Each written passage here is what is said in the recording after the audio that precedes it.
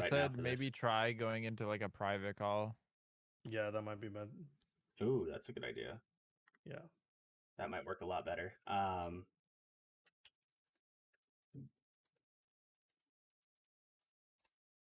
Yeah, there's a lot of people saying Discord's down right now. That's really funny. That's hilarious. So it's not even Yeah, us, it's no. Discord. But right now Mhm. we're holding. All right. Let's not risk this.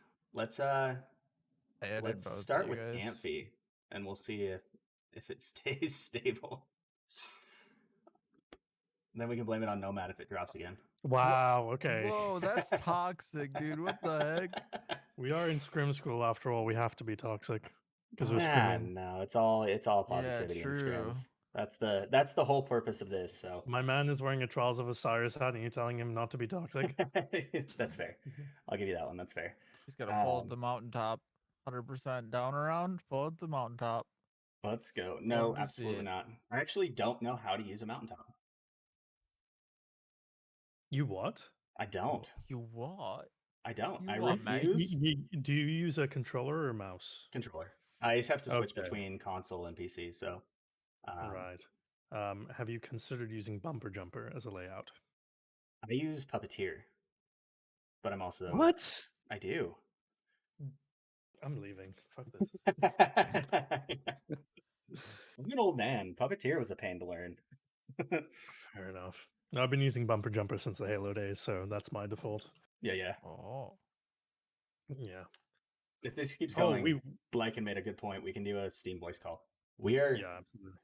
We've held steady for the last minute and a half. So let's let's go with Amphy. He said it again. Oh no. All right. Well, I'm prepared to be stopped midway. Okay. Yeah. My name is Adam, otherwise known as Amphy on Twitch. I've been streaming on Twitch for like since 2014, but I've been doing a lot of different like content creation since about like 2010, off and on between the two. But like streaming has been consistent over the, almost 7 years that I've been doing it. I streamed many different games. Let's see, Rainbow Six Siege, Counter-Strike, H1Z1, and in like midway through Opulence is when I picked up Destiny 2 and just fell in love with the game and have put on Steam I've put almost 3,300 hours in, so I'm a little bit of a completionist. I've gone for all the seals and all the triumphs minus the Iron Burden because I didn't play back then, so I was unable to obtain that. So yeah, 350 off triumphs, max triumph. Close to all of them. Yep, so close, yeah, so far. But yeah, I just like having a positive community and like just having a safe haven for people to hang out and have a good time. So yeah.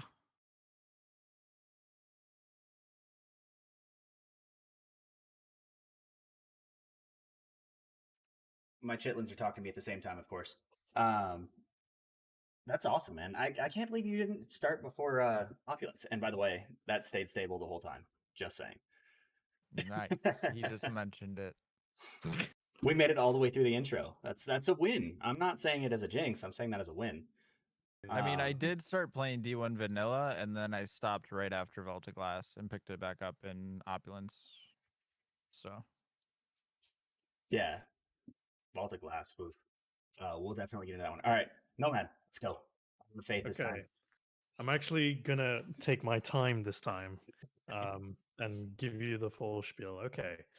Hi, my name is AscendantNomad, and I'm your Crucible Doctor, is how I usually start my videos.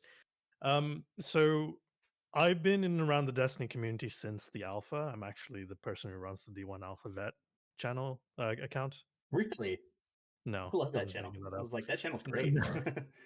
I wish. There's such a genius account. Oh, it's so brilliant. But I've been around since the alpha. Initially played on PS4, then made the jump to PC with everyone else in 2017. I've been helping people out in Crucible since about 2015, since Taken King, basically.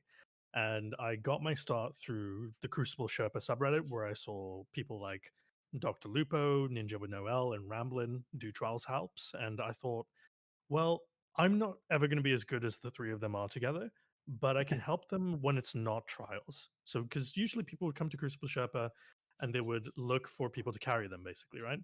Mhm. And I just thought, what about all the other days of the week? Why not I just like spend my evenings and just help people out? And originally I was a raid Sherpa. I used to be a King's Fall raid Sherpa. And then I made the jump to Crucible because there wasn't a lot of Crucible Sherpas. And I thought, well, I'm good at raid Sherpaing. I could probably do the same in Crucible. And it stuck. So I adopted the name Crucible Doctor because my style of teaching and coaching is diagnostics. It's analysis and diagnostics. So I play a 1v1 against you. I figure out what's wrong with your game. I ask you what you think is wrong with your game, and then I try and bridge the gap between the two, and then give you drills and prescribe you medication. I AKA, love that. like practices and Yep. stuff that you can then take into normal Crucible or take into trials or whatever, what have you. Little ideas that you can then practice on your own time. So I took a little break from Sherpang from 2017 to 2018 because I was actually god awful on PC for a year. And then I started back up again around late 2018. And since then, I've grown my Discord server and my YouTube channel to a pretty healthy place now. Got a lot of people in my Discord server who like are always looking to host scrim events, also always looking for advice. And so I've sort of built this like small team of Sherpas to help me help everyone else.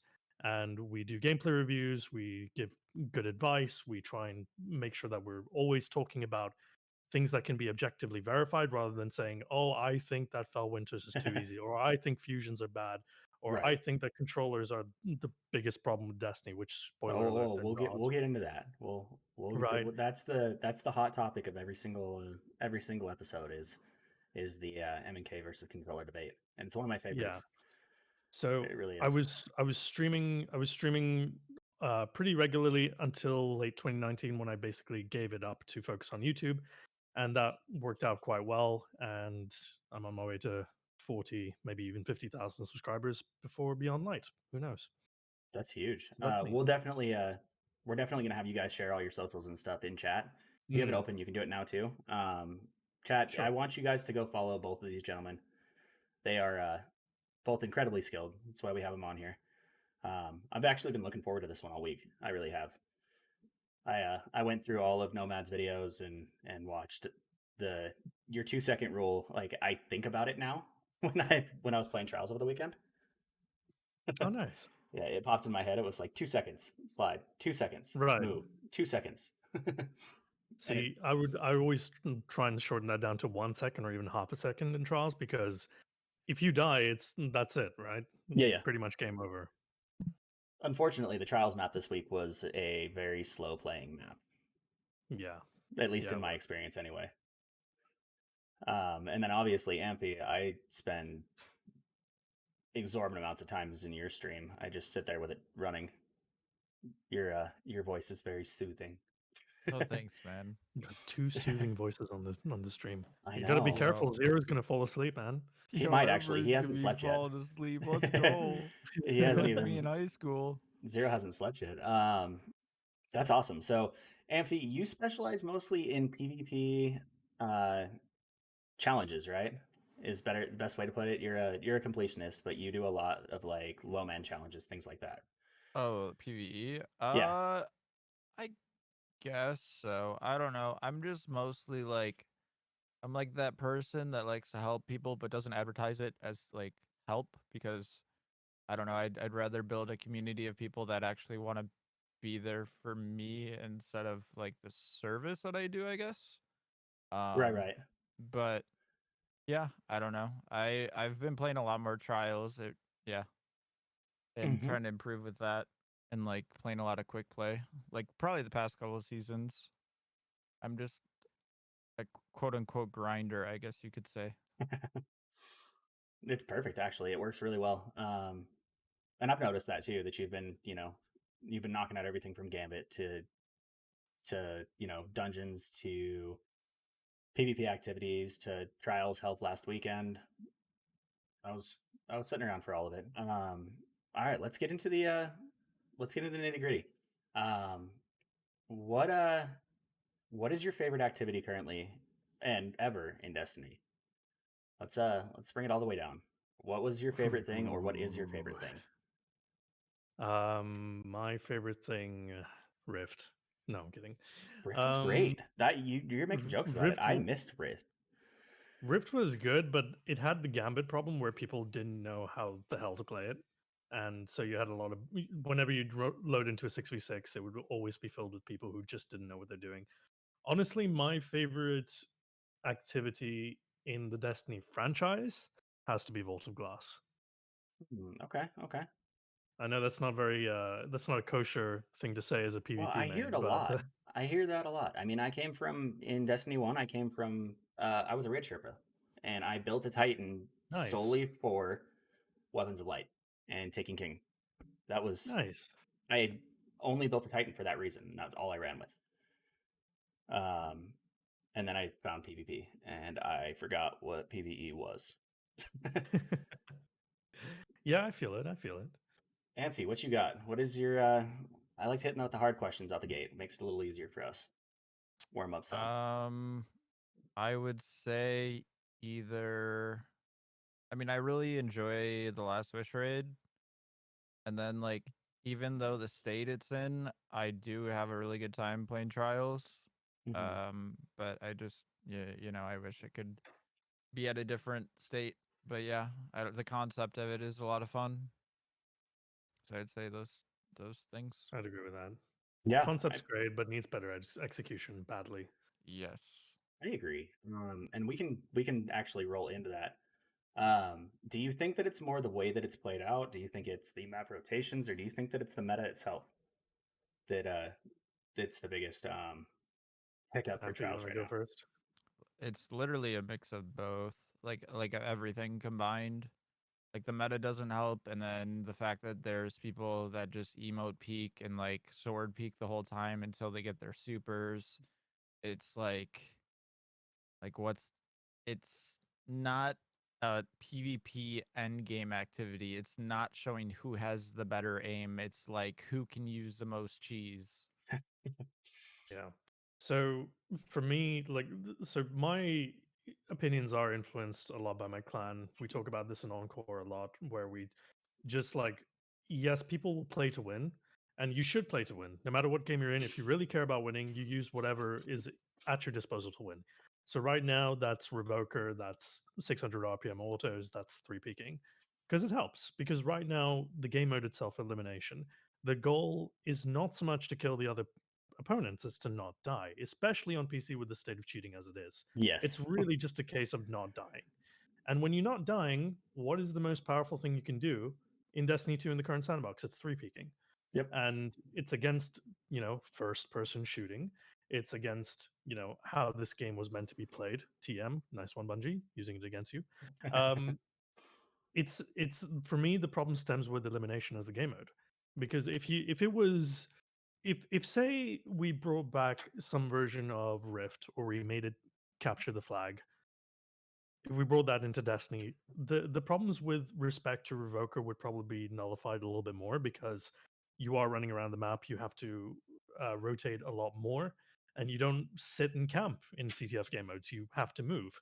Obviously, on mouse and keyboard, people can aggressively snipe with Revoker because of its low range. Sorry, its low zoom and max range, so very, very generous aim assist.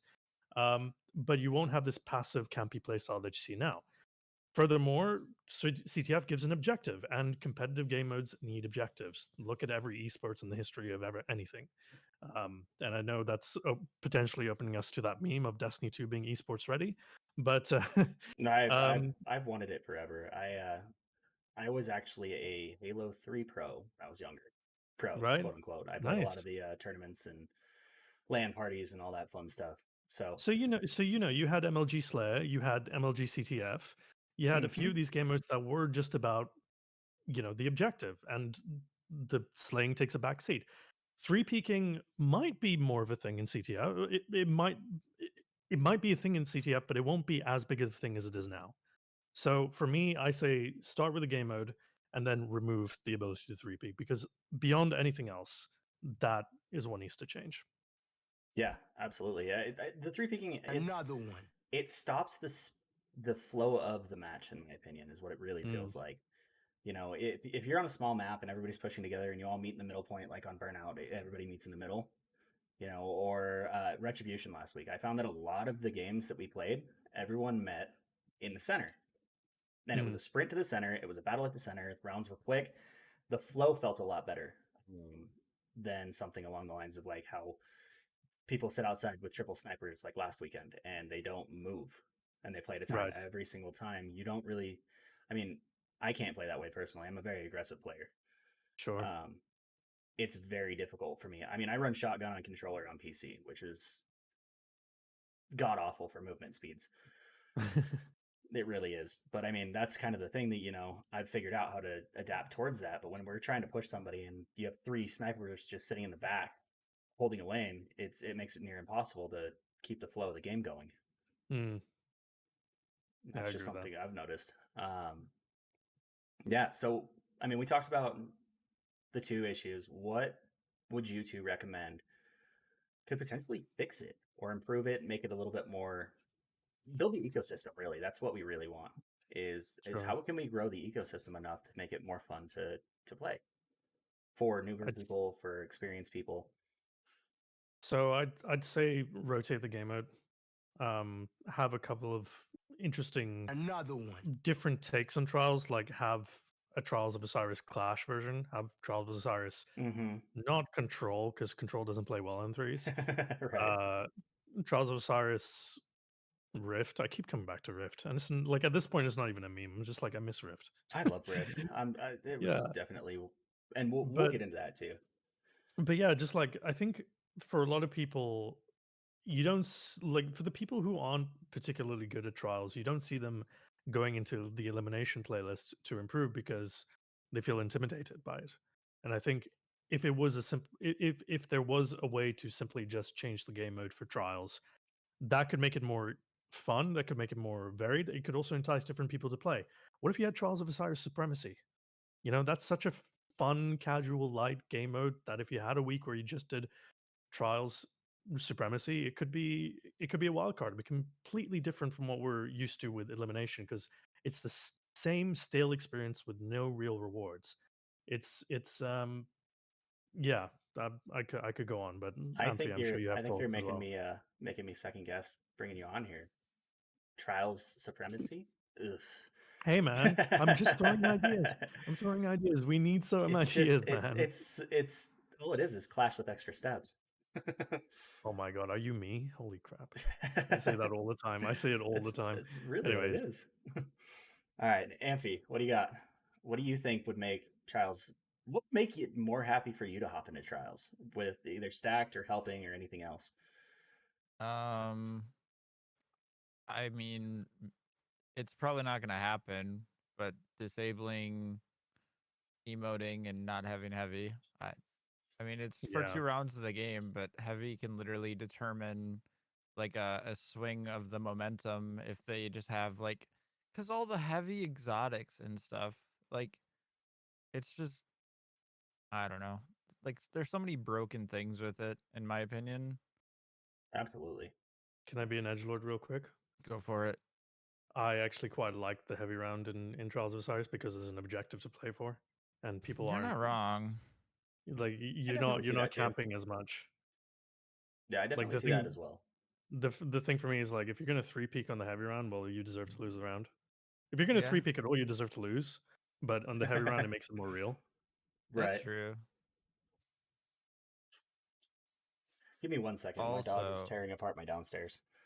Hold on, we'll be right back. Oh no.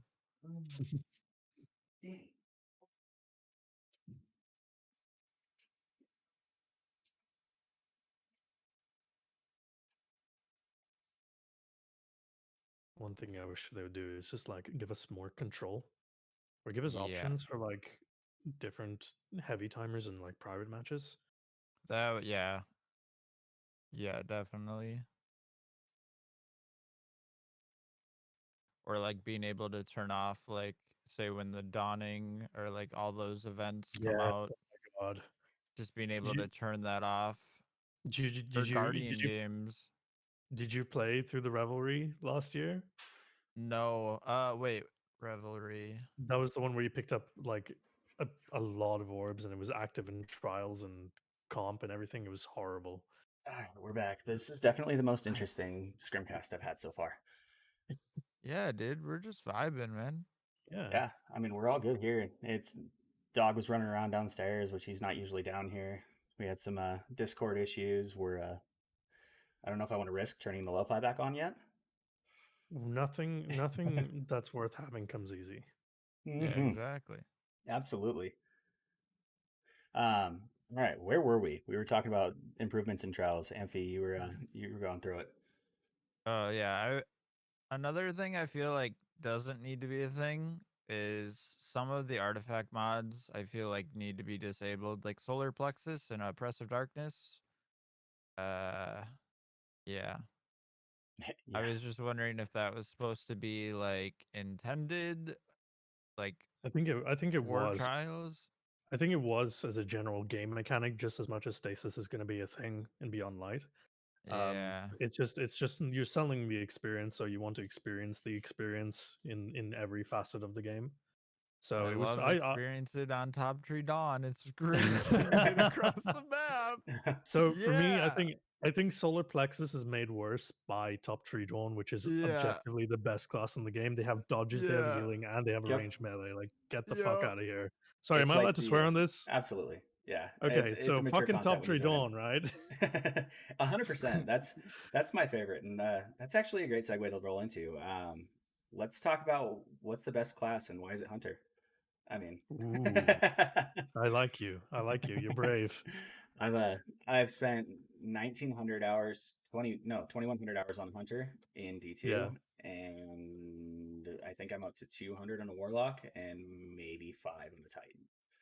So, to give an idea of where I sit, I definitely have a picture of a Hunter logo behind me and a Warlock logo, and Also, only hunters would actually buy the Trials of Osiris cap and then wear it.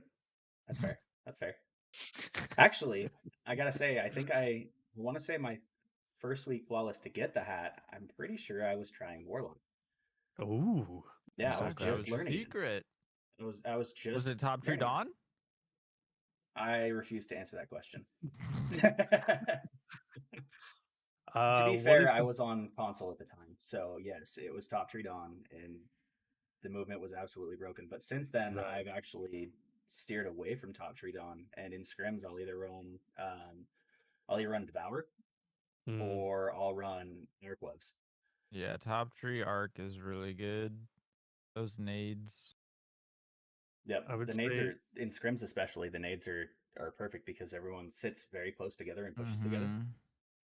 So I would say I think hunters have really interesting build potentials. One thing I'm going through right now is bottom tree arc with frosties. Ooh, that's like You're- instant dodge right there. Instant dodges, like ability regen, that sort of thing. Like it just like stacks on stacks. Yo. So That's smart for sure. doing that, and also 8 like mobility spec Gemini jesters as well for the tighter matches, for the tighter maps.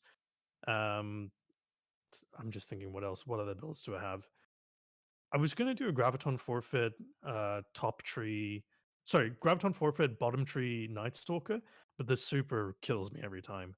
So it's a problem. You spec you try and do a max discipline build on that so that you can smoke bomb yourself and then get full nade back. It's and then paired with oppressive darkness. It's an interesting build for sure. But in terms of like full like just killing potential, the best class in the game is Top Tree Dawn. It just doesn't come close, especially when you pair it with Solar Plexus. I would say most of the Titan classes are also really, really good, especially Thunder Crash. That thing lasts way too long and needs nerf yesterday. Even after its nerf, it still needs it. Yes, I 100% agree with that. One of my favorite underrated classes is Blade Barrage for Shutdown, and I love running it, but it's not competitive. Yeah, it can The be hit in reg scrims is too though. bad. It absolutely can. Yeah, it can, but you have to pray that your hit reg is good. Yeah. So I have one guy that runs with me in scrims a lot. His name's Sierra. He runs He runs Sentinel Shield, the shoulder charge Sentinel Shield. Oh, I hate him. I hate And him. he wins a lot of scrims because he just slams into people. He doesn't use his shoulder charge just running around the map like most, Striker Titans do. He saves it for if someone pops a super like an Arc Staff and charges him, he'll shoulder charge that guy. Or And if it'll suppress him out. exactly, and then we push up behind and get the pick out of it. Or he'll, he's got it timed right where he can jump up and shoulder charge the Dawn Blade out of the sky and then just punch him again, get the overshield, and run it through. Right. Which it actually is proven to be really, really powerful. Yeah, I don't like him. Tell him I don't like him. I will. I don't know. I also like bottom tree gunslinger, just dodging away and getting your weighted knife, or just going on a streak with your knife. So fun. Yep. And unfortunately, in scrims, that's not as feasible. I was playing with a couple of the Face It guys on Monday, and one of them spent, I think, 3 or 4 matches trying to chain throwing knife, and we lost. Oh man. We lost every time. He got me once with it. Throwing knife is such a icing on top of the. It's the cherry on top of the icing of the cake sort of thing. It's just one of those things like, here's a wild card that you're not expecting. Boom, done. Thank you very much. I would never try and primary it outside of 6s. Yep. No, yeah. Yeah, and that's one of those things too. Is most of the basis on this is separating more from 6s and competitive, cheese to tournament play, to scrim play, that sort of thing. And it's a lot more like you can use Lucky Pants, like oh man, I'm blanking on the name right now, but he runs Lucky Pants on his hunter. Leclerc.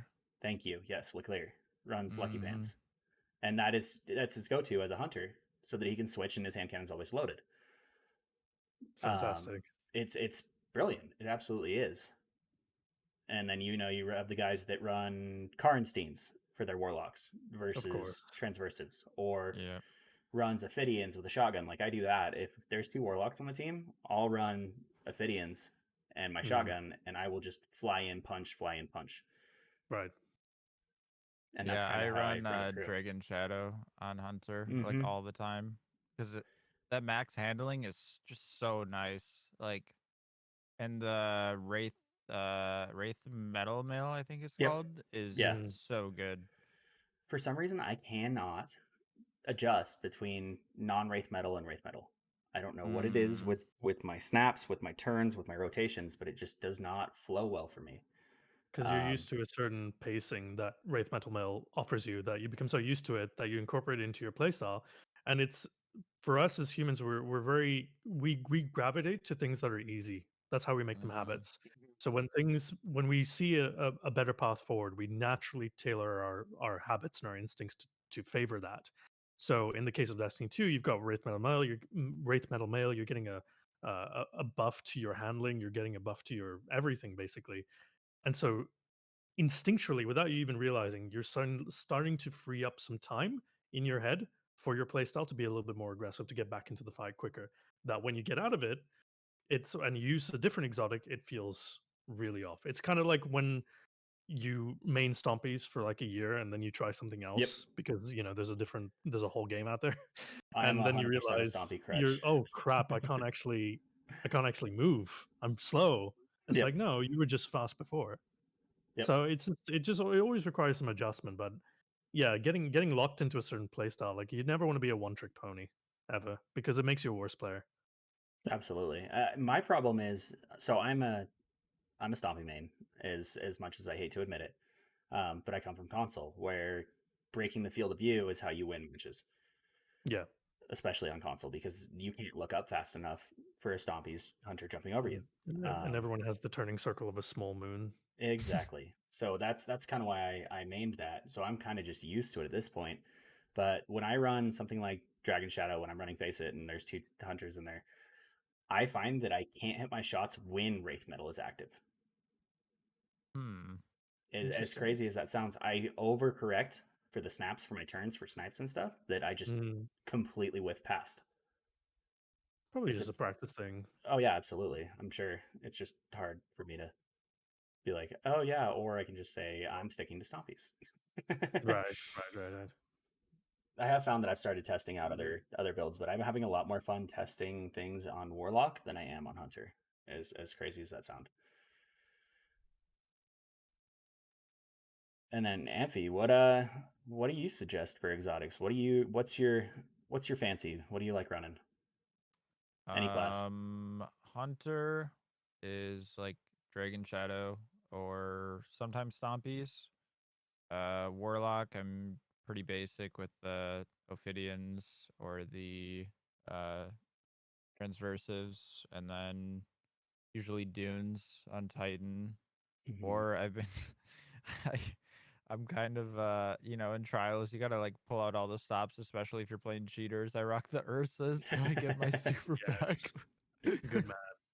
That's brilliant. That is. Chat is blowing up with saying Mask of the Quiet One on Titan is super underrated. It Oh, is. I wouldn't know It because I is. don't touch Titan, but everyone's saying once they got it, they have never taken it off. Isn't it the same as One Eyed Mask, really? No, it is. I can't remember the exact perk. I'll look it up real quick. So I want to say with One Eyed Mask's nerf, it's pretty much exactly the same as Mask of the Quiet One. It's a baby One Eyed Mask with ability regen. Got it. Okay. Mm. That makes a lot of sense. It's tailored towards grenade playstyles. Oh, so the solar grenade spam? Yeah, this item restores 20% of the player's health when a grenade deals damage to an enemy. Okay. Like anytime you take damage. Good lord. Right.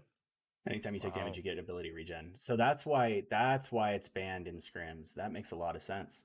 Grants ability energy when you're damaged. That's why people do it when they rock the take the L dance, because they're like, hey, you can shoot me, but you're not gonna kill me, and I get ability regen. Yep. Mm-hmm. And they start chaining Got it. It's their slams or making their strikes and stuff. sense. Look at this. This is what this is here for. This is Yeah. perfect. All right. We've had our favorites on armors and loadouts.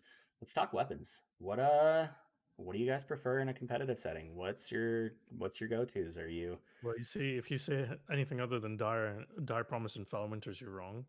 Because Dire Promise and Fell Winters is the best loadout in the history of the game. It's so skilled. Absolutely And not. like the 92 aim assist, well, it's really just it's the absolute minimum. You definitely need it. You need to be rocking, you need to be wall skating, you need to be jumping up in the air, you need to be Icarus modding everything, otherwise who are you really? You're I just feel some personally bloke attacked who plays. from those statements. Like who you trying to be? Panda? Well, clearly not. You're not rocking a Dire Promise and a Fellwinters. Like, who the hell do you think you are? Okay. On a serious note, I am a double primary main at Scrims, and it works really well because When you say double primary, are we talking like what are we talking here for a double primary? we're Sidearm talking and we're hand talking cold cannon. denial. We're talking cold Oh. denial and an Oof. SMG. Ooh, the Now, calico. Okay. I do swap between Icolos and Hero's Burden quite regularly. The nine. Okay, here's a tech tip for you. 900 RPM SMG adaptives need a nerf yesterday. They're stupid. They're really good. Specifically, 900 RPM adaptives. This is like Foggy Notion, Hero's Burden. Um, there's another one that's very popular as well in that archetype. But go try it out. It's not 900 lightweight, just Trackless 900 waste. adaptive. Trackless wastes. Yep. Wait, no, I thought that was 750. Was it? No, that's 900. Okay, well there you go. So try that out. So that's my scrim loadout of choice. I personally try and stay away from special because I feel like it makes me a worse player. I know that's Okay. a controversial statement, but there's nothing to me at this point skilled about using a beloved and getting multiple kills. There's nothing skilled to me about using Fell Winters and getting a team wipe. I'm very much a primary player. Maybe I'm old fashioned. Maybe I'm a bit too Halo in my own DNA. Maybe I just missed D2 year one, but Yep. that's my loadout of choice. And that right there is why I sit in scrims more than I enjoy anything else. Is it takes a little bit more skill for sure, and especially with the pickups that we run a lot with, you know, the band cam girls. We run a lot with the Novus boys, things like that, and they're all very, very. Anytime somebody hits with anything other than a primary, you'll instantly see in the chat window, "Where's your primary at?" Yeah. is kind of how it runs out. Well, And just let me recover your account. I'll just play Cold Denial, and then you just shit talk them like. I try and Yeah, run. kill him in Swash. Oh, Yep. such a nasty roll. I don't like Cold Denial. Out of every pulse, Wow. I have a Last Perdition that I absolutely adore. Don't get me wrong. I have a Last Perdition that I absolutely adore. The stability on it and the recoil is incredible in my opinion. But for some reason, Cold Denial doesn't. I was running it this morning and it did not feel right. It really didn't. So I switched back to Last the Perdition. low zoom that throws a lot of people off, because when they play with 340s, even the RPM is quite slow. Like, unless you know how to play that kind of play style. To me, it reminds me a lot of Halo Reach's DMR. Yes, that is what it Like, is. very slow, measured at distance. Make sure your aim is crispy. Obviously, controller, MNK, bullet magnets, yada yada yada. But it just feels right to me. It works for me. Absolutely, it makes perfect sense. Yeah, if I'm running scrims, I actually try to avoid Dire if I can, and I usually run Thorn. Don't get me wrong, I love Thorn. Especially on PC. I hated it on console. The recoil pattern on it was just god awful. But on PC, it feels very smooth, and that's kind of what I've been running thanks to Mr. Noise Tank. He runs nothing but Thorn, and that was kind of where I picked it up from. I like Thorn as a utility weapon because it gets the opponents to think about everything a little bit more, especially when they tick. Well, when they're ticking, they don't push lanes and they push back. Yeah, and also it's free wall hacks in a way with the damage. Yep. And then I'm actually trying to get away from Foam Winters a little bit, and I'm actually testing out. I've been testing the 7th Seraph lately. I have a disgusting 7th Seraph roll. Got amazing perks. Oh, it does, and I love running around with it because it's a lightweight. I can sprint around and get the lightweight buff on from it. Chat's talking about if you're proposing a nerf to 900s, that could affect Risk Runner as well, though. I feel like exotics get a different pass on the tuning because no, but they do get caught up in buffs as well. Because I remember Pulses got buffed for like end of last season, right? And then Vigilwing got a stealth buff as well. So did Graviton. So yeah, but the thing is, Risk Runner is a PvE gun. Like, if you nerf like the pure. I've had somebody go for it. I'll no. Like, I understand, like, it works really well in PvP, but like the exotic ability, it's very situational for PvP, and I feel like it was definitely designed with PvE in mind. Yeah, no, definitely. I was playing Trials last week, and I always rock Waking Vigil, because like with a Revoker, because basic. If you don't run Revoker, you're obviously just basically you get your shots baited, and then you don't have any ammo, and you have to primary. And this dude is using Risk Runner and getting the Risk Runner procced because I was shooting him with Waking. Oh no, that's brilliant! Actually, that really is. What's the primary submachine gun? It's Risk Runner, and then I can see it. It looks almost like a bullhorn on the front of it. Oh, Huckleberry? Thank you. Huckleberry is the other one. Yeah, Huckleberry is very good. Huckleberry as well as a 900, isn't it? I believe it is. Oh, it's a set. Chat saying it's a 750. But it ramps up to a 900. Not only that, but if you have the catalyst, it auto reloads on kill. Yeah. Insane. But you got to get kills with it, right? And it's tricky because I'd say Huckleberry is great for 6s, not so good in 3s. I can absolutely agree with that. I absolutely can. Amphy, what do you run? I'm pretty basic, like I said. Revoker, Waking Vigil, or like Dire and Beloved. I know. Okay, all right. I don't do like the whole like scrim stuff. I usually, if I'm like playing Crucible, I like to go for like montage clips and stuff. I don't know. It's just Honestly, like yeah. that Call of When you get a Duty kid montage in of me. scrims, that's where So, Sure, it's at. no, absolutely. This is a. Can I say another hot take uh-huh. real quick? In defense of you, Amphy, this is a casual game. Yeah. How Yeah. dare you leave my podcast? I don't know. I've just never like the whole scrim thing. It's like, well, I could keep track of how many kills I'm getting in like quick play, or I could play scrims and not have the counter go up. It's a petty thing, but like, like it's tracking like progress, how you're So improving, you in my probably care opinion. about KD too, yeah. is what you're saying. Like, yeah. Let's talk KD then. Do Oh, you? This I'm a is my support favorite. player.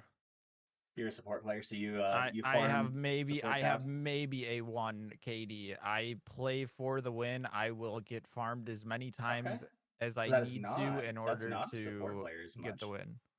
Yeah, that's not as much a support player as that is a bait player, and that's where I sit actually. Can Is I? No, there's a better term for this, guys. Like you guys need to see marketing professionals. The term for this is power bottom. Power bottom. Okay, fair enough. don't get me wrong, I never bottom frag.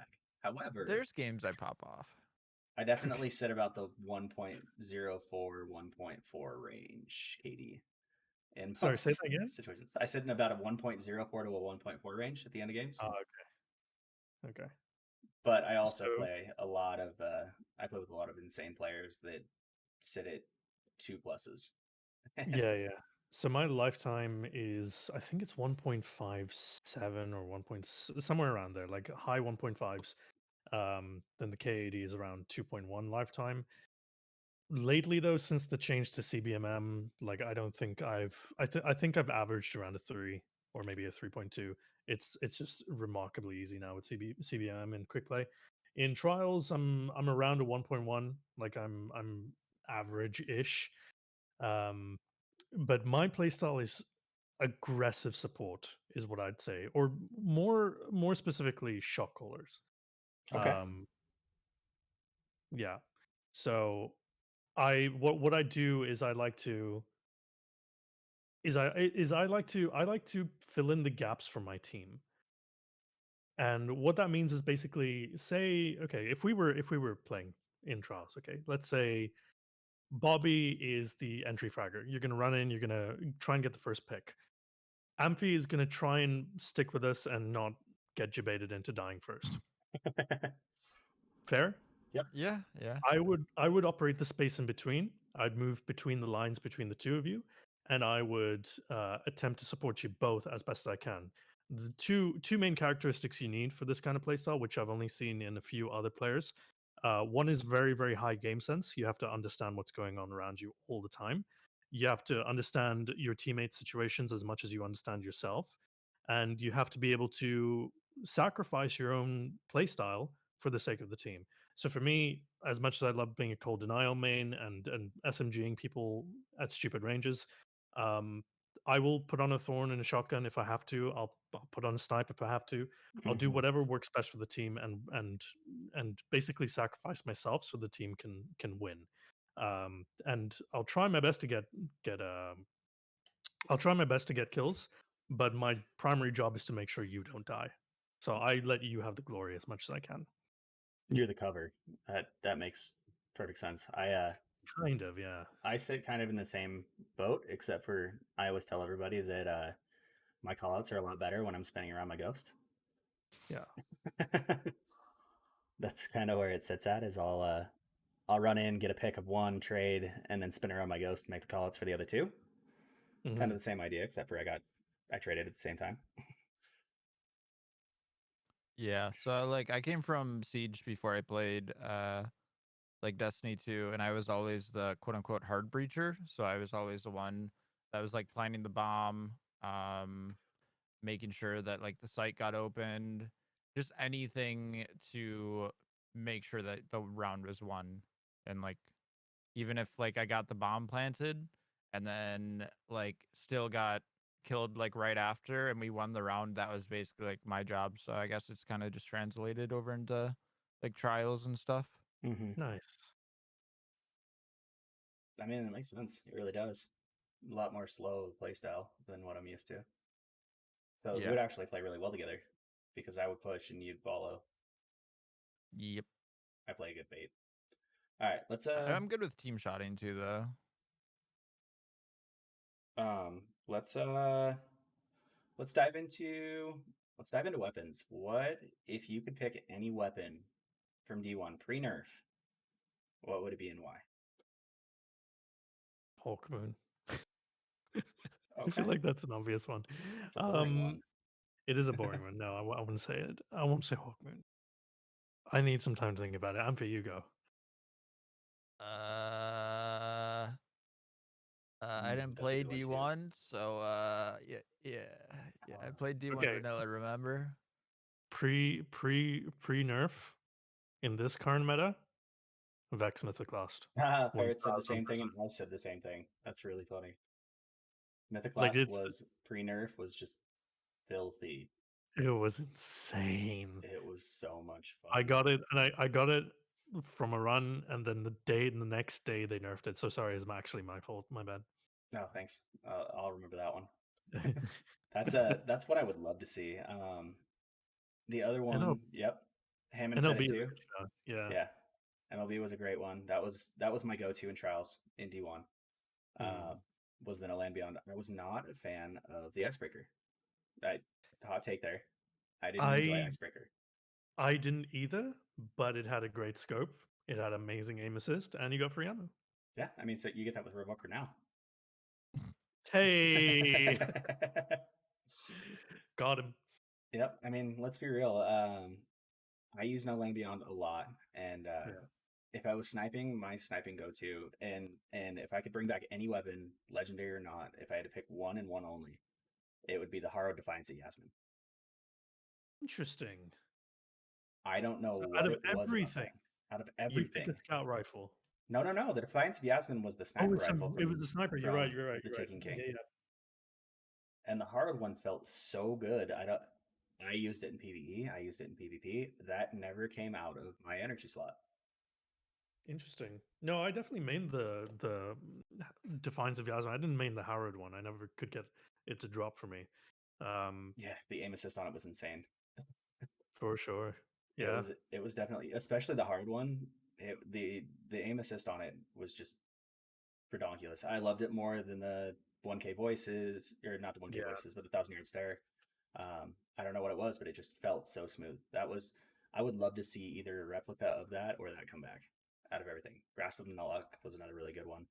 Grasp of Nullock was a fantastic one.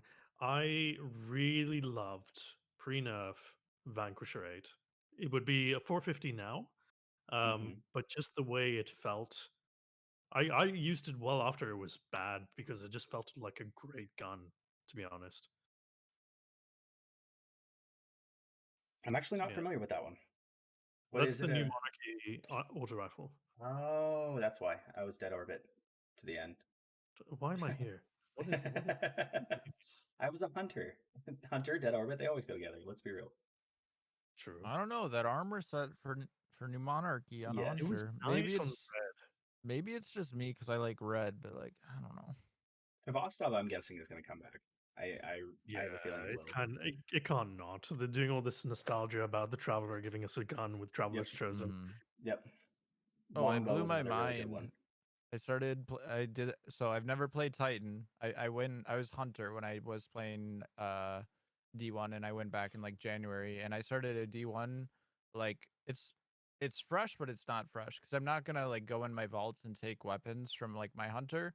But I started a Titan, and my friend was like, "Yeah, dismantle your Kvostov," and it like opened like an exotic quest. And I'm like, "What? Like what kind of sorcery is that?" Like yeah, I had no idea. The buff Kvostov was nutty. That was a super fun one. And for you as a PvE player, I would take Zala Supercell back. Yeah, I'd go. Isn't that basically Risk Runner from what I've heard? It's Risk Runner with further range and more stability. Okay. But the chain reached further and it bounced. Oh. So it would travel between enemies and bounce all the way around. So like when you're doing I'll hold off on when you're doing it because that'll be a fun segment to go into. What if you could bring back any activity? And I have a feeling I already know what Nomad's going to say. What would you pick? Any activity, and don't pick a raid. Pick something other than a raid. What would you pick? Seva patrols.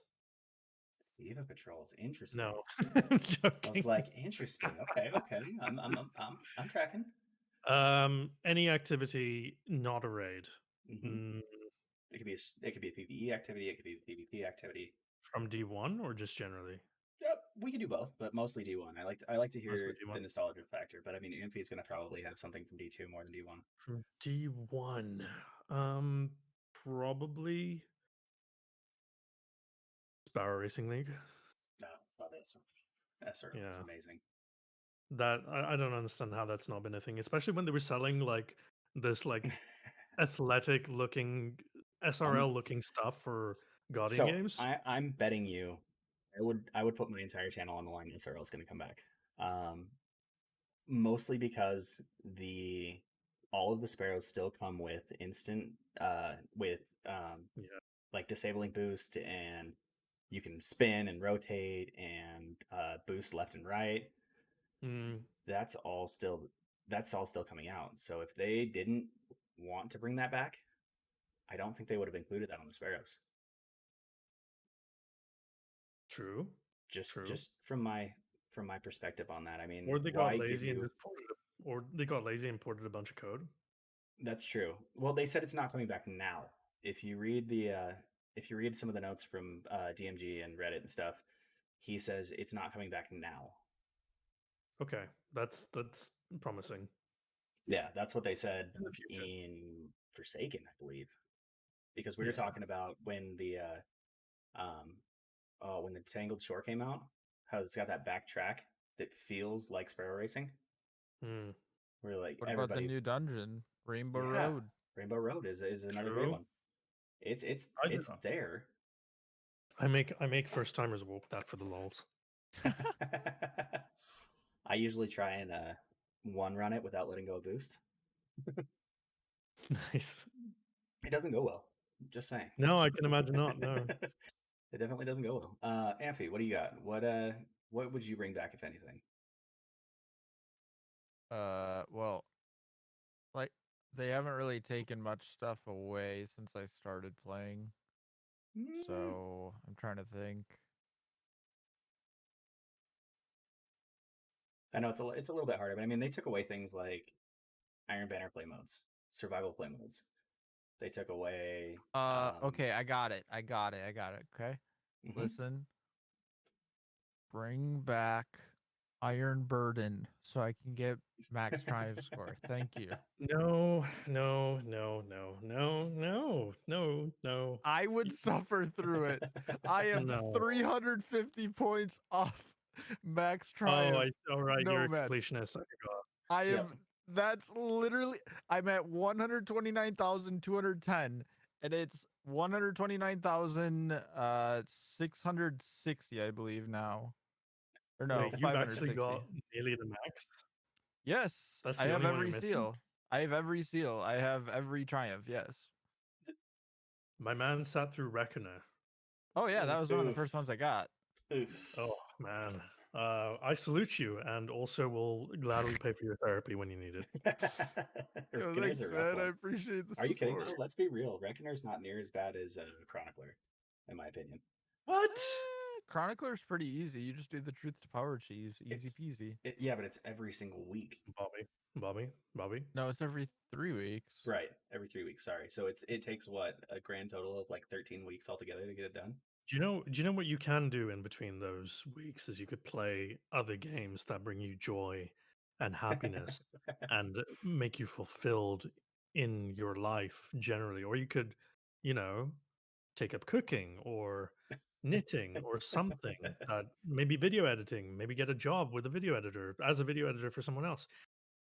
As long as you just don't have to play Gambit, Yes. I drained myself of Gambit getting this 1% delirium, and I can't stand it anymore. Yeah. I can't. I hate going to the game mode. So I don't entirely hate Gambit. I I don't know. There's a lot of fun things to do with I, fun in quotes, okay? Like running like a 1-2 punch build and just, clearing the whole wave with, with ease and going through the portal and invading and getting your army of ones and stuff. I don't know. I do it for like the weekly bounties because Bright Dust is too good. Yep. I Bright do Dust do cringe good. when I see the Might of the Traveler, though. That's a monk S. No doubt. That's a rough one. I think Mm-hmm. mine out of I gotta interrupt real quick from my thought because Pitch says, is Amphy trying to convince us or himself why he keeps doing it?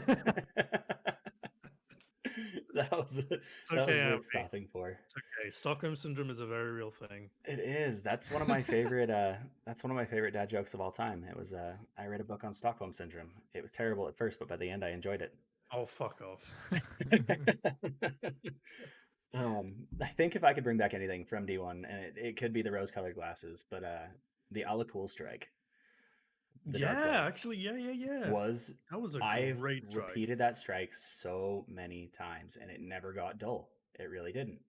Tell you what, it wouldn't be nearly as scary on PC because part of the scariness was the fact that you couldn't really see much. You couldn't turn around as much. Yep. You didn't have a good field of view or anything like that. It was a straight up horror movie. It was. It was very much as it was the way it played, and like it had every facet of a raid, in my opinion. Mm, It did. The way it the played long out was walkways. the long walkways, the mechanics, the Mm, bridges, the giant room where you have to hit you have to hit the servitors across the map, right. and then you finally drop down at Alakul um, after beating the whole roll of thrall that run through you, and that's where this tangent came into, was the Zalo supercell on that bridge was brutal.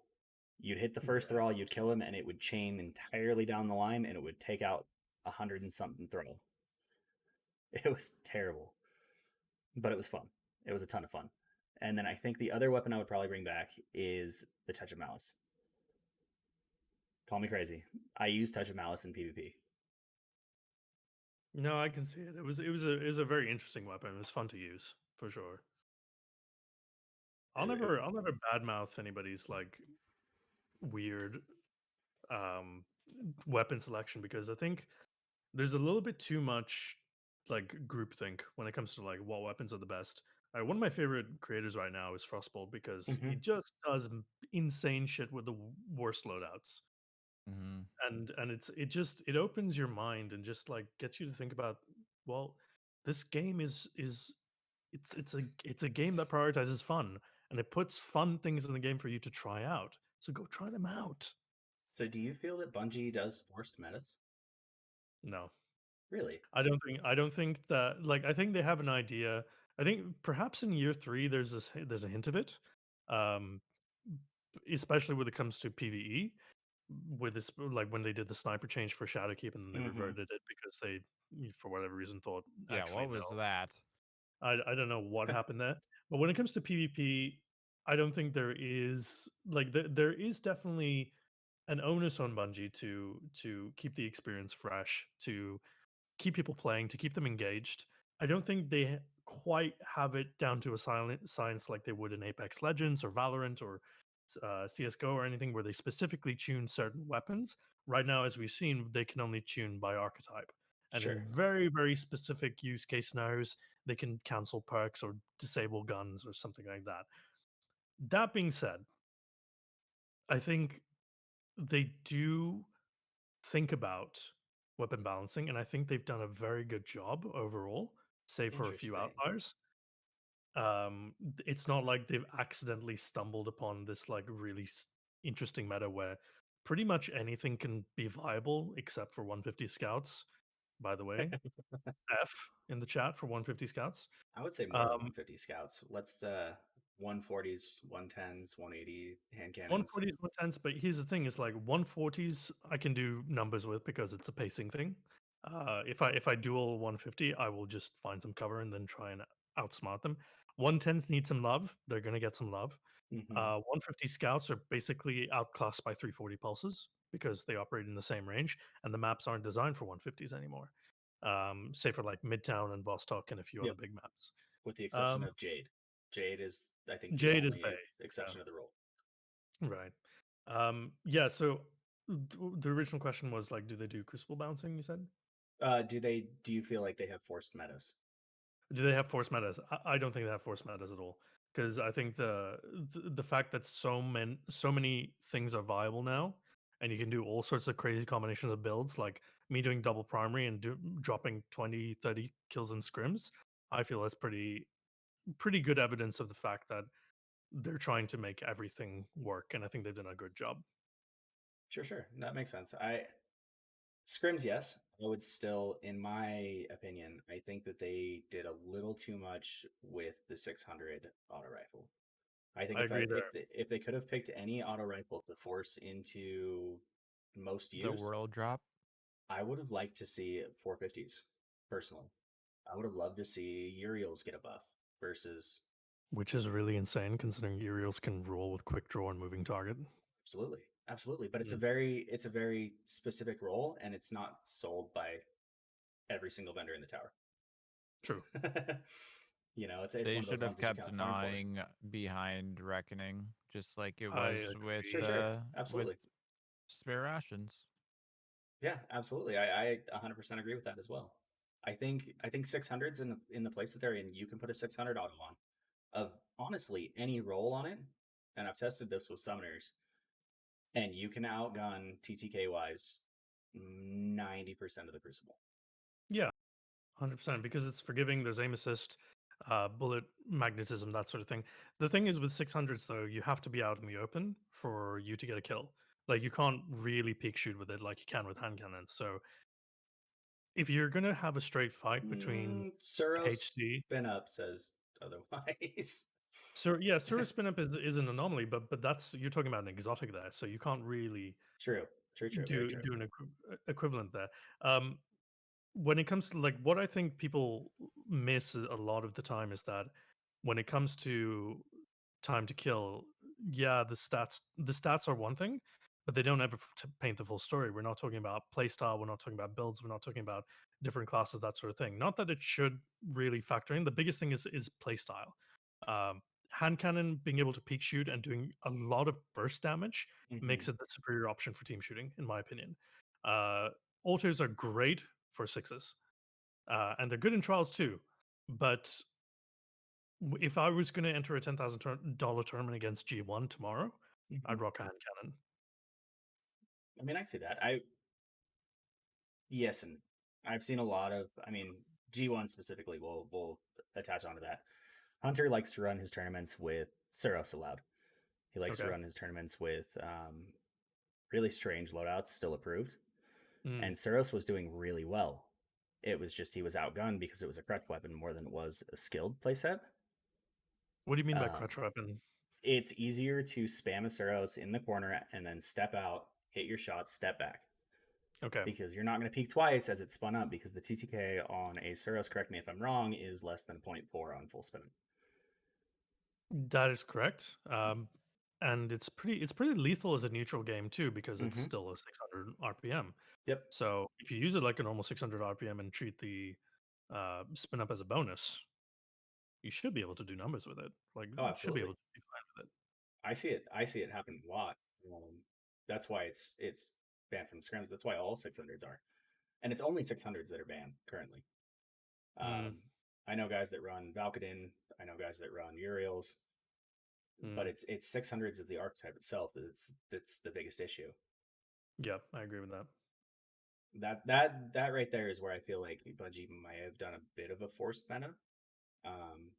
Is they gave it a little bit too much love. It's got further range than a pulse, and it's got too much forgiveness in bullet spam. So I don't think that's necessarily evidence of a force meta. I think that's evidence of a lack of play testing at the highest levels. Okay. Bungie doesn't I to my knowledge, Bungie does not have playtesters who are supremely skilled players to the level where they would say, you know what, it's Wednesday night, I'm gonna play some scrims with the boys. I don't think there's tests. They have probably have very good crucible testers, but to my knowledge, there's no like hardcore people like us, right? Right. Um, so we can min max every weapon in the game. We can min max the situations in which it would be useful, just like Redeem min maxes guns for PVE, right? Mm-hmm. Um, they're more concerned with the PVE side of things, in my opinion, because that affects world's first races, that affects challenges, that affects like sort of the flagship marquee activities that they advertise consistently throughout the course of a season. No, they have never shown an interest in scrims. They've never shown an interest in high end PvP beyond Trials of Osiris. And the Yep. Trials of Osiris 600s are overshadowed immensely by three peaking and Revoker. Yes and From no. from my perspective, like the 600 tuning and the decisions made for the 600 tuning remind me a lot of 140 tuning in Shadowkeep, the Sure. double body 140s. Yep. It's just it was like an oversight. It didn't feel like it Another was one. super broken or super malicious or super like intentional. It just was just like, oh, well, damn, oops, Yeah, we went a little too far. right. Was kind of, yeah, I could see that. I really could. I go off of mostly Trials Report, and usually what sits at the top of Trials Report every single week is a gnawing hunger. Revoker, Summoner, Knowing Hunger, yeah. Yep. But in 99% of the time, with the exception of a map like when we played Anomaly, Mm, the primary weapon at the top of the leaderboard every single time by a large margin after obviously the hard light nerf is gnawing hunger. Yeah. yep.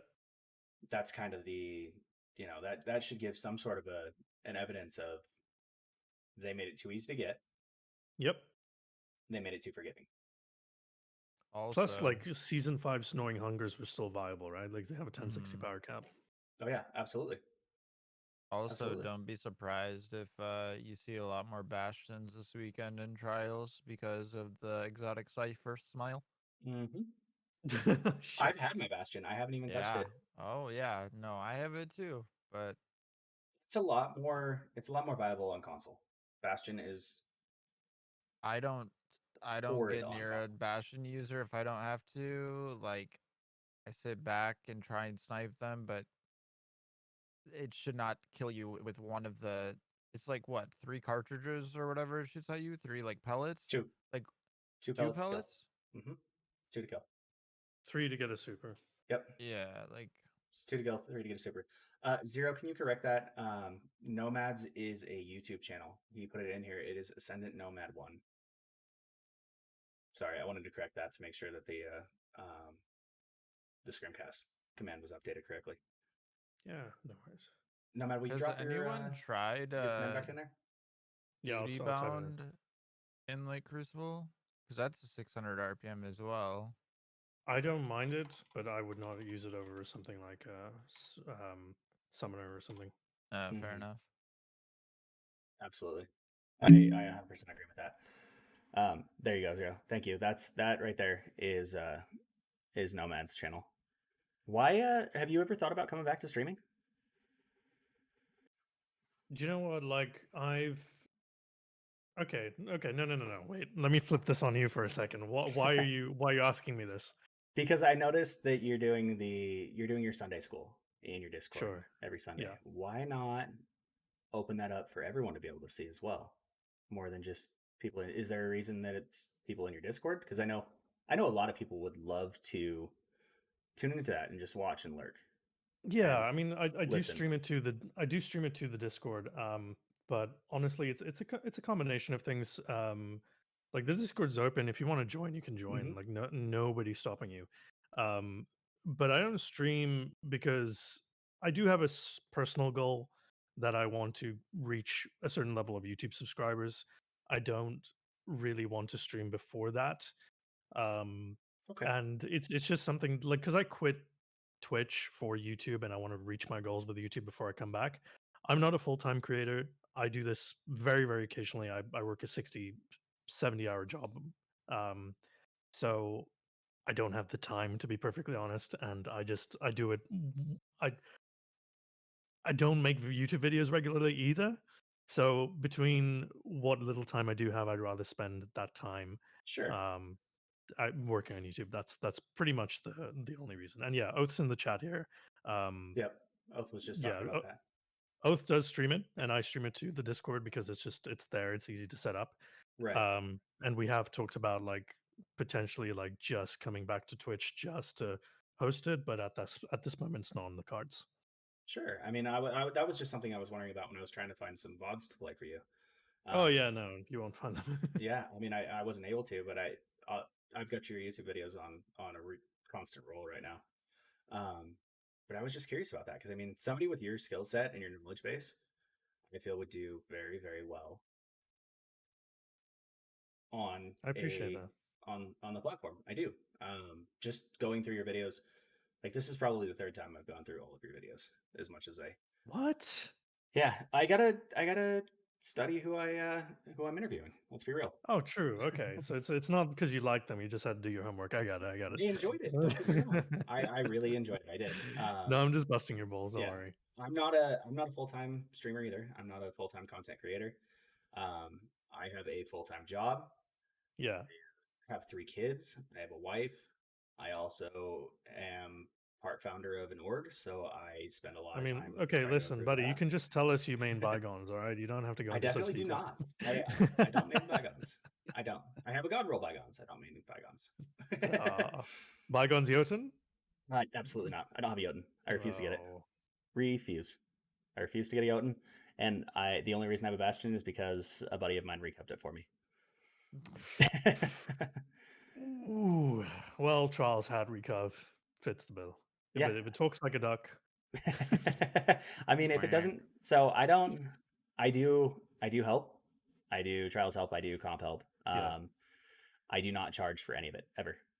I Yeah, refuse no, to charge absolutely for it. not. Like it's for me, I'm very much against recov culture. I think it's a negative thing for the Destiny 2 population because it's already so low.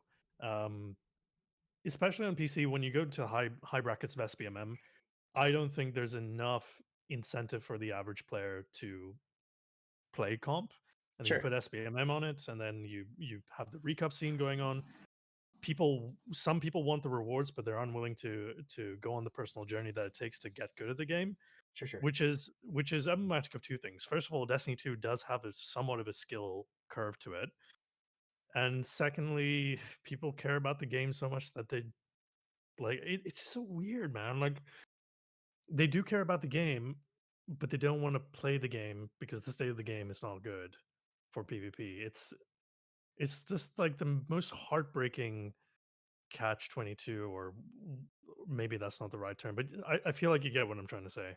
Yeah, absolutely. So I had a lot of the same feelings back in year 1, and then I was playing with some friends, and they had a family member that had severe mental disabilities and could not play PvP. Could not, but they wanted Recluse. They were Right. very, very good at PvE, and it was also when Recluse was incredibly powerful. It was, most LFGs, if you didn't have Recluse Mountaintop, they wouldn't let you on. Right. They wouldn't even let you play on it. Gjallarhorn 2.0. Yeah, they wouldn't let you play on it at all. So they asked me about it, and they said, I wouldn't ask this otherwise. And that right there to me was, some people cannot get things like Recluse, cannot get things like Mountaintop. And hopefully now that they're sunsetting stuff, they add in new pinnacles that are worth grinding for. But I mean, I help people get their Komodo. I help people get their Recluse, their Mountaintops, things like that, just so that they could do what they were good at. Sure. It's one of those things where they spent 3, 4, 5 seasons and they couldn't even hit Fabled. And it's just their ability to move and play against other people, and it's a little different than PvE where you're just spamming ads. Yeah. And that was kind of a turning point for me, where it was, I'm happy to help people. I'm happy to recov for low man like that. It's no different if I'm playing you on their account versus if I'm playing on my account personally. In trials anyway, obviously. So let me clarify my stance on the recov then, because I do agree with what your stance, and I think that's very honorable and very kind of you to do that for your friends.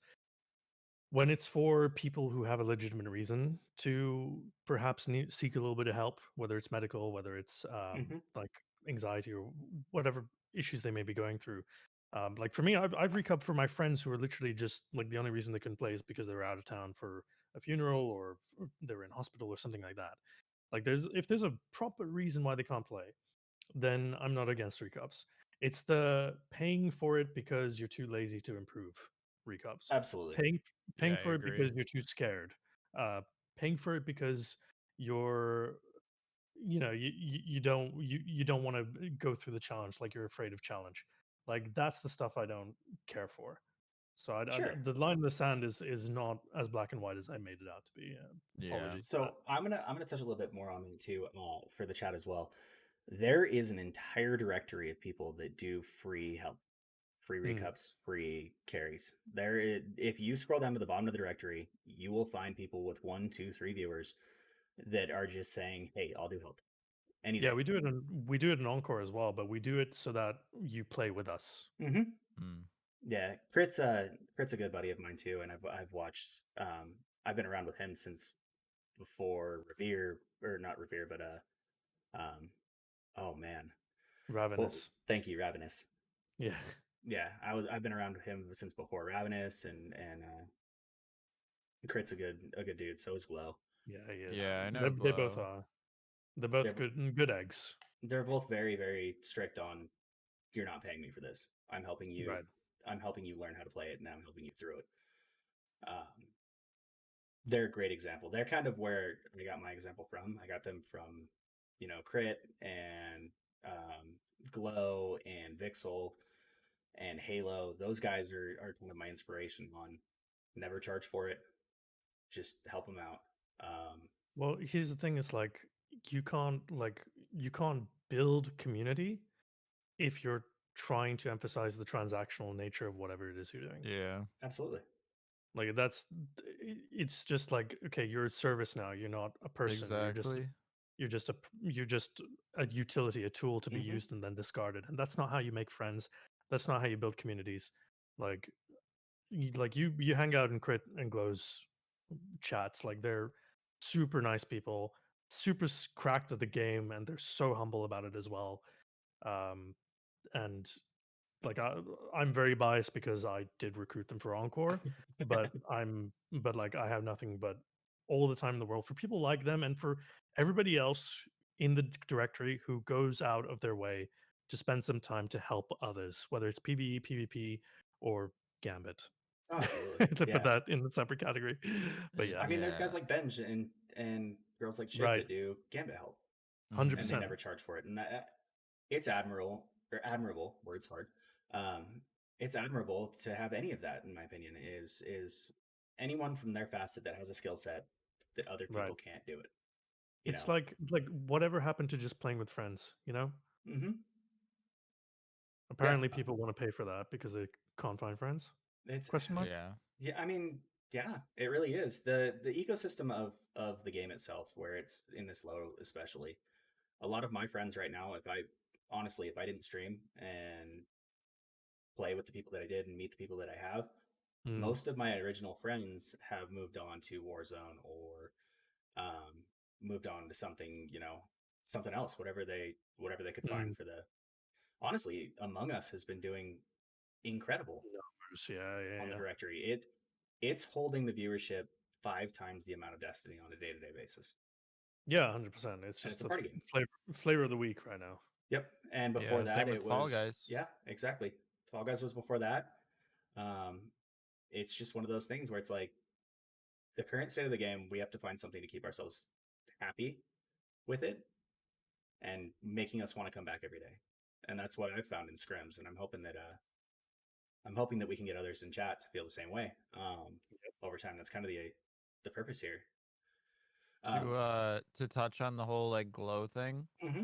I met him through Crit, and I had never played Trials. I played a little bit of Elim, and Glow helped like me improve so much. Like what I learned from him, I started out as like a shotgun main. Mm-hmm. Like all I did was ape with a shotgun, and then like I just like started sniping, and that man like taught me so much stuff. He was always like so, like you said, like humble and like understanding, and like Yeah. really gave really good constructive criticism, didn't just put you down.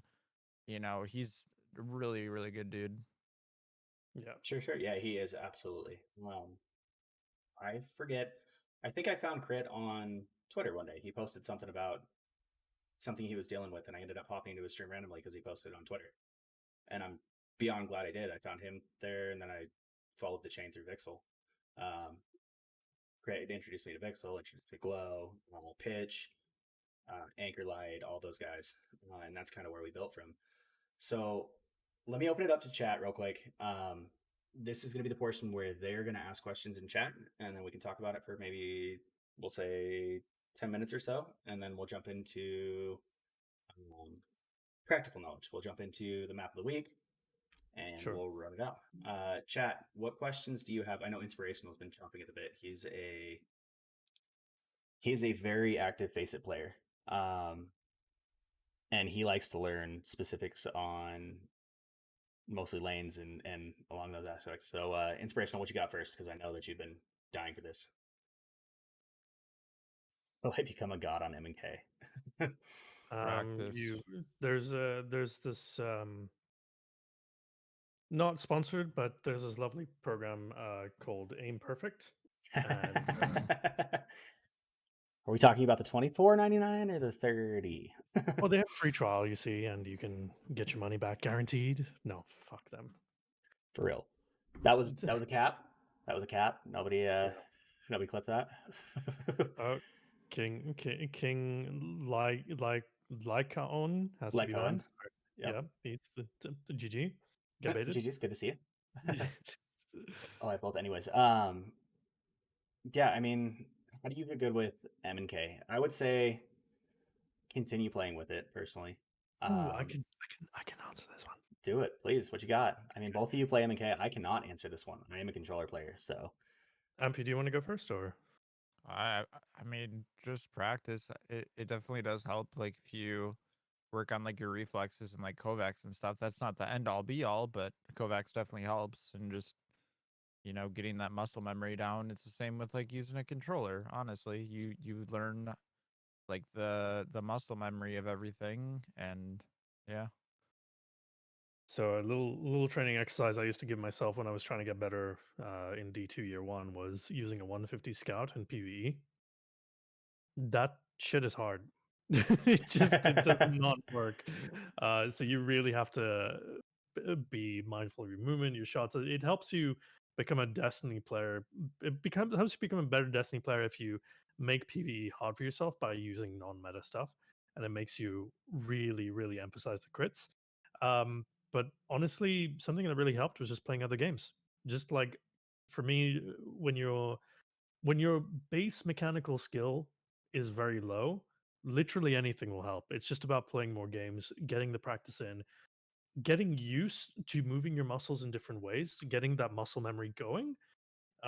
Will not happen if you don't know which muscles to engage. So whether it's Fortnite, whether it's Apex, whether it's Valorant, whether it's CS or Destiny, like H1Z1, the H- OG yeah, VR. all of that, 100%, all of that. Like play games, and then once you feel like you've got a decent aim, then start working on perfecting it in your game of choice. Sure. That makes perfect sense. Inspirational asked this question. So it says, what do you do in this situation? Your team is losing pretty bad in the scrim match. What do you do to help your team bring it back mentally and in the actual game? How do Got to you keep the morale coach them high up? How starting out. do you take Got to be charge? positive. You got to figure out what you guys are, if you guys are pushing um like on your own and you're causing to just get like crashed on by multiple people, then you got to just kind of learn from your mistakes. I agree with pretty much all of that. I'll take it one step further. Is that when I do play in scrims with teams that are perhaps on the lesser foot, weaker foot, when they're on the weaker foot, and either we're outmatched by gun skill or we're just playing against some very good players. What I just say is like, look, we run together, we hold hands. because they can't kill all of us at the same time, which unless they're in a super, obviously, then that's a different Yep. story. But Or they're an overload champion. yeah, but there's something a lot scarier if you're on a team and you suddenly see 3 people. Like, it doesn't matter what stage of the game you're at, it doesn't matter what the scoreline is. If you see 3 people, you're running the fuck away, unless you have 2 people next to you. It's just survival in numbers, and having a buddy next to you shooting with you and maybe even dying with you. It just keeps the morale good. It just says, look, we're not gonna lose because of any one particular person. We're gonna lose together. And it's emphasizing that togetherness and that camaraderie, that no matter what, we're going through this thick and thin together. We'll lose together, we'll Yeah. win together. It's about making people not feel alone. And that's just Mhm. what it comes down to. When you're losing and you feel like you're doing everything you can, if you're top fragging on a losing team, you feel alone. And Right. as a captain and shot caller, what I tend to notice is that when people feel alone, they play worse, Mhm. and they Mhm. go into themselves. They become very, very like impatient. They become more tilted, and the guys bottom fragging feel hopeless. They feel alone, and then there's the person in the middle thinking, "I could be doing more, but I don't feel like I'm doing that bad. Maybe if I just stay quiet, keep doing." That person is also alone. So it's about making sure people don't feel alone and making sure that people just feel like they're together as a team, just getting the team unit back together. I love Another that. thing That was actually a great one. too is this is what I did with Siege a lot. You know, you'd be down like one. I always used to say like it's 1-3, not 1-4, because it was up to 4. And it's the Mhm. same with like, say you're down 0-4 in trials. It's just about keeping that like uh the morale high and just taking each round at a time. Obviously, it's different in scrims because it's a game mode like Clash, but it's kind of the same. Uh, like okay, we only need like 5 more team wipes. Okay, we got 1. Okay, we need 4 more. Just like keeping Yep. that morale high. Complimenting and running. One of my favorite Yeah. things is when somebody trades. They're like, "Oh, I traded." I'm like, "No, that's great. You traded. That's awesome. That's a good thing. Like you didn't go down and lose. You traded one up. That's still a positive." All right. Inspirational's back again. He says, "Let's say you're winning and the other team starts bringing it back, and you start losing and your team starts getting heated and toxic. What do you do to help your team bring it back and win?" Tell them to cut the bullshit. I like it. It's Yeah. to the point. Like honestly, if you're gonna be toxic, you're not helping the team. You're just venting. There for my team. Like I'll just say, like if I have a teammate, it's like I'll say, okay, call him David. David, you done? Okay, let's focus on winning now. And that, like, just giving them a reality check and say, look, it's fine. It's fine. If somebody wants to be toxic and wants to be toxic beyond like reproach, then unfortunately you kind of just have to let them do it and try your best not to get affected by it. It's tough because there are kids that will revel in the toxicity, they will revel in Hmm. shouting and yelling and cursing. And there's not much you can do about it in the moment. You just have to talk about it afterwards and do your best to calm them down, level with them, and just say, look, I get it. We suck and we made mistakes. Like own up to the fact that perhaps you had a hand in them losing their shit. Like see them, like meet them at their place, basically mentally, and then just say, look, it's okay.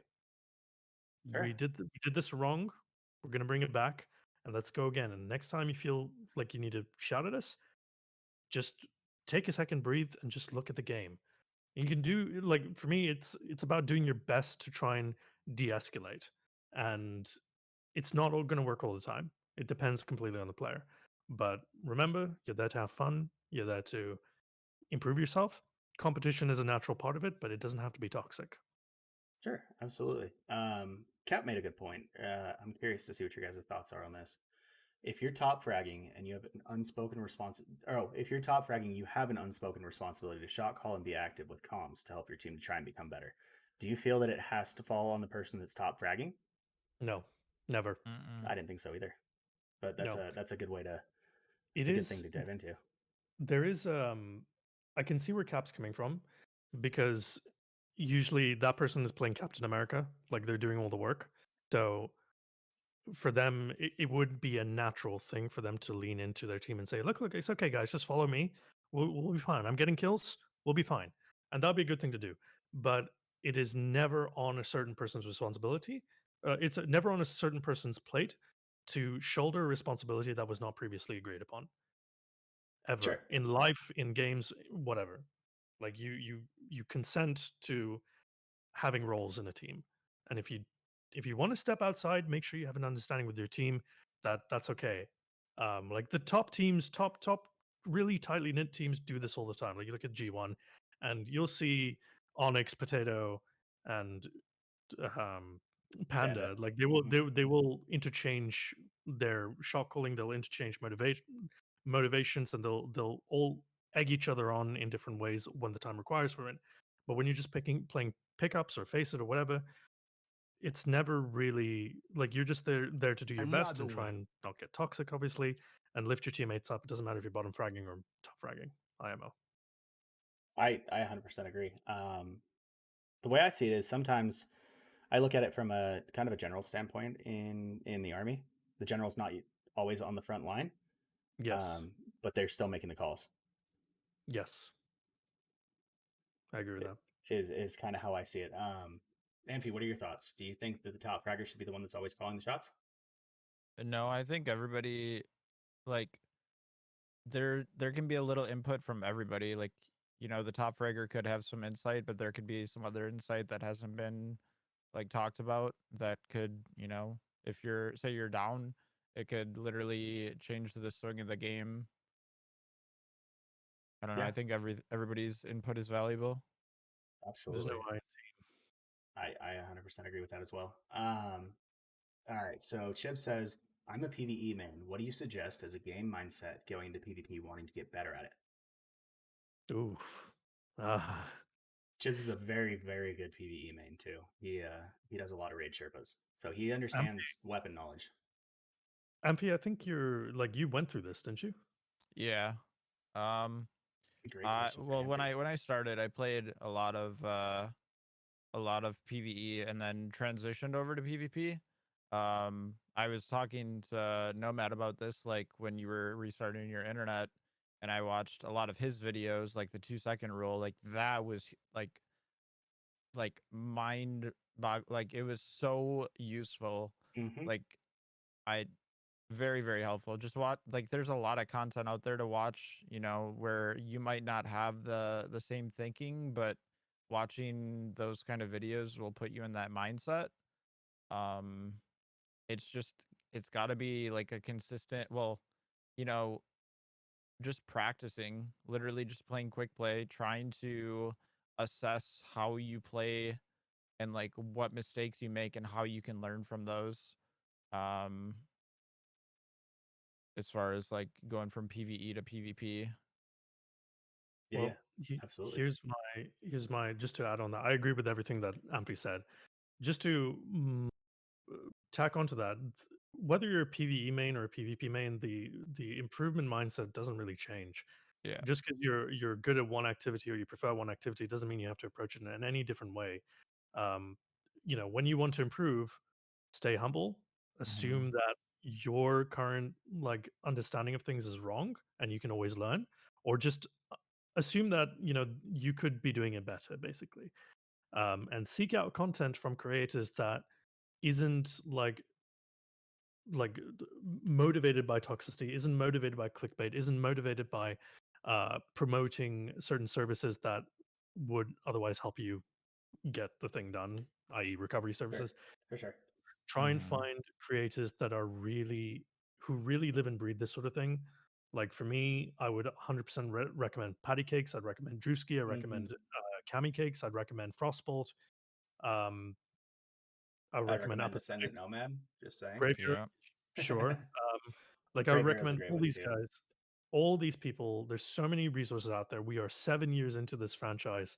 There's no shortage of PvP resources out there, and there's no shortage of top tier creators who really live and breathe this sort of thing, and you could learn a lot from. Just remember, like you can't learn unless you really commit to learning, and that means assuming you're wrong, and assuming that there's a better way to do things than what you're doing right now. Mm-hmm. Yeah, one of the mottos that I like to say a lot is winning is teaching, losing is learning. So Yeah. Sure. Yeah, I that's mean, a that good makes one. that I like that actually. All right, we got Pitch here, and he says, "What is the best way to get into the groove of being more vocal with callouts? He has a tendency to get quiet in tunnel vision." Whew. When it comes to being more vocal with callouts, if you're not good at seeing the bigger picture, if you're not good at looking at your radar, looking around, then at the very least, you can still be very useful to your team if you call out what you're doing. Like one of the biggest things I learned from Kami Cakes was that he's not necessarily making callouts. Like when he's not in the fight, he's not making callouts for everybody else. He's making callouts for himself. Like he's saying, "I'm hurt. I'm behind cover. I cannot help." Like saying "I Hmm. cannot help" is huge because it lets your team know that okay, they're in a 2v3. Whatever situation they're in, they're a man down. Hmm. Saying that I'm helping. That means I'm with you. I'm shooting with you. Whatever you're doing, I'm with you. It's a good basic call out that gives people motivation. I'm helping you. I'm with you. I'm not with you. Like it's very clear, it's very direct. And something that people should get used to is just like practice talking to yourself. Like go into sixes solo and just commentate yourself. Like just say, "Oh, there's a guy around the corner. I'm gonna try and take it. Oh no, I died. Whatever." It doesn't have to be good. It's just about getting in the practice of talking, like live commentate yourself, basically. Even if it's mundane. Oh, they're on A, whatever. Like Hmm. I have I tried this for the first time a few weeks ago in a recent video, and it's like I feel like my live commentary. If you compare it to some other people, it's probably not that good, but there's still things people can pick up on uh, in the course of game. You'd be surprised what you'd say. You'd be surprised with what you'd be able to produce. So I would say just practice it, and if you can, record it and listen back to it, and then you'll be able to judge for yourself whether what you're saying is actually useful or if you're just basically just filling the air with the noise. Absolutely. I Sorry love for the that. long answer. No, no, no. I love that. Amphy, what have you found to get yourself to communicate more in more of a competitive setting like trials? What has been some of your trigger points to get you to talk more and help um people? Does I you would need say to feel like you're helping? just like know it like callouts was huge in Siege. So just watching a lot of streams and seeing what they call out and what that Agreed. call out goes That's a good to one too. is like Big agree with that. huge. So like if I didn't like I'll lurk a lot of like scrim stuff and like listen to their call outs, and that has like taught me a lot, and I could be like, oh, he's like here, like he's secret, and like and then in my brain it's like, okay, I'm here. And like Nomad was saying with Cami Cakes, you know, kind of commentating like your own gameplay and calling out, okay, I'm lit, I can't help. I'm one shot. Okay, I have an enemy that's one shot. I need help if you can, like that sort of stuff. Sure, sure. Yeah, no, that actually makes perfect sense. That's one of the fun ones too, is trying to figure out everybody's call outs. It really is. Because everybody's got, their own specific call outs. Um, there's like, if we use Jab for an example, right? You've got Diamond Door, you've got Green Diamond Door, you've got Another Red one. Diamond Door, you've got Jump Out, you've got Divider.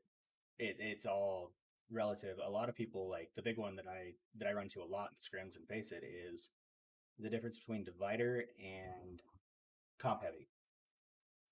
Mm, That one is the one that I've caught a lot of people calling two different ways. So I'm kind of excited. It's a great tangent for us to jump into the practical. We're going to take a small break. You guys can grab some water, go to use the restroom. If chat has any other questions, they can type in chat and ask you guys. They'll be able to hear while we're on. Be right back, and then we'll try and bring some people in. Let's teach Wormhaven. This should be a sure. fun one. This is a very underrated map, in my opinion. It is one of my favorites, and it's played a lot less for the jab, the dead cliffs, the burnout. So I'm looking forward to it. I really am. Chat, if you have questions, feel free to ask in here. Otherwise, we are going to queue up. I will drop my join code, and we'll get it going. Sweet. All right.